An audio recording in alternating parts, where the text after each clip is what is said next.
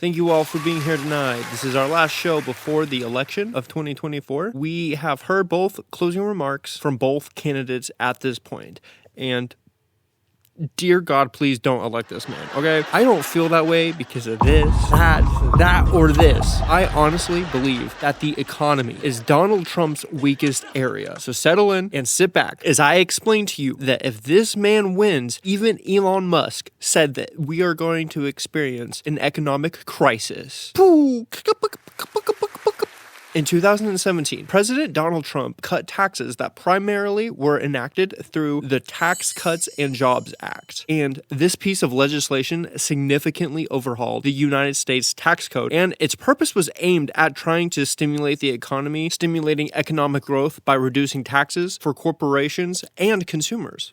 Consumers, hey, that's us, yay! No, okay? Because increasing disposable income for individuals and reducing taxes on businesses increases aggregate demand without a corresponding increase in aggregate supply. And in a stable economy, supply and demand intersect at an equilibrium price level, which creates a balanced output as well as inflation rate. So when a government implements tax cuts and everyone has more disposable income, consumers spend more because they have more money, and businesses increase investment. And this increase in demand for goods and services from consumers signal to businesses with their higher profits because they don't have to pay taxes to invest in expanding and increasing demand for labor, materials, services, etc. And bada boom, bada bing, you got yourself demand pull inflation. With demand rising, prices start to increase. Corporate greed, as businesses begin to realize that they can charge more without the supply going up. When demand increases and supply stays the same, basic supply and demand means that supply is more valuable. Because as demand rose, the economy moved closer to a fuller employment under Trump, putting restraints on that supply. Meanwhile, as the tax cuts were causing more demand on the corporate side, on the federal side, they just lost all of their fucking revenue, which leads to a budget deficit unless the federal government cuts all spending. And spoiler alert, he did not cut any spending. He ramped up spending. And since Trump cut tax revenues and increased spending, he borrowed